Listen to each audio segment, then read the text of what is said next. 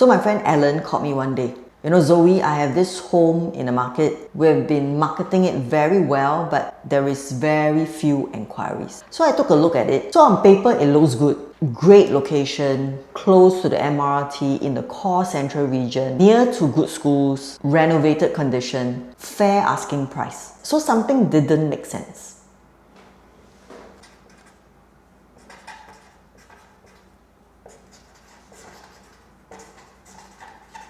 At this point, I genuinely didn't know.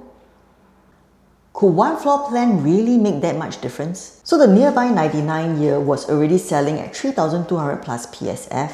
His freehold, 2,008 odd PSF. The bank value came back to be about 1.8 mil. His asking price 1.79 mil.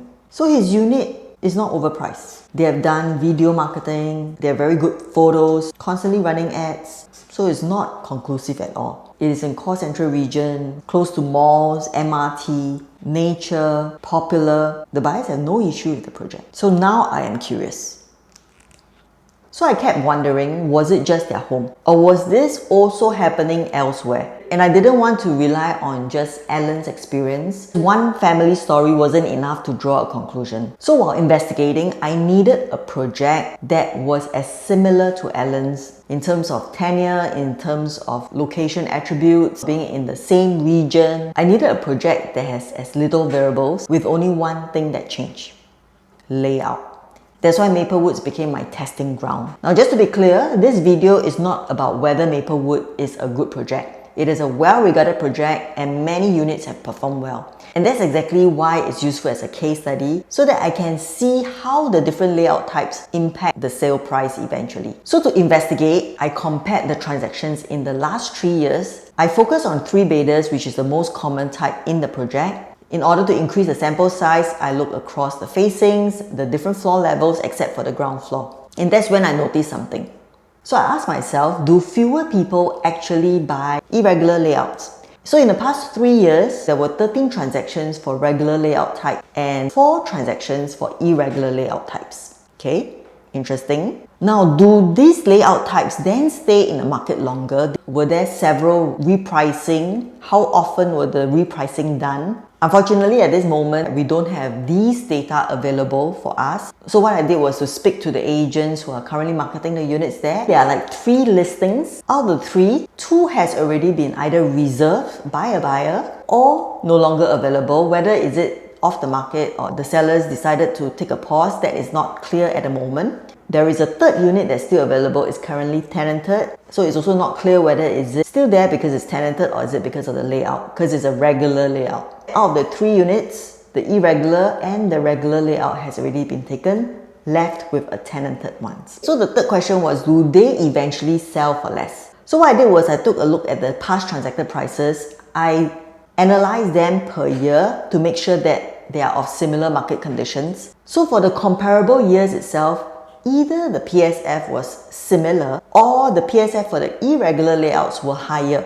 When it comes to annualized gains, again when it was comparable, the annualized gains for one of the year was higher for the regular, for the other year it was higher for the irregular. Then when it comes to overall sale price, the closest comparison was done in 2026. 2 units, same size, same floor level, similar facing, which was internal. The difference in the sale price was only 50k. One was sold at 3.2 mil, which was the irregular layout, the other one 3.15 mil. So this wasn't what I expected.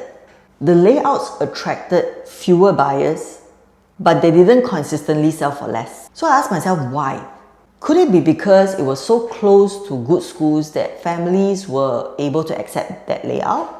Or was it that some of these layouts had just great renovation and it just suited the buyers? Maybe the marketing was done well to attract niche buyers who could see the value. Could it be the facing was auspicious to the buyers?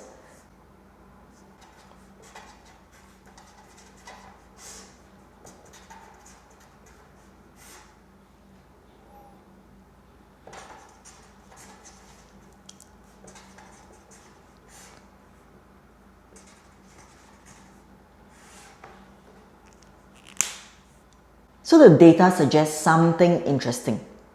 The trade-off is not in the selling price. It was in the choices. With fewer buyer pool, potentially the wait is longer. Means that there needs to be better positioning, more patience, perhaps opportunity cost for the next home. So looking back, Alan's home wasn't broken. It simply appealed to a smaller audience. Which led me to the next question. If irregular layouts can still perform well, why are some regular layouts struggling? That's the next case.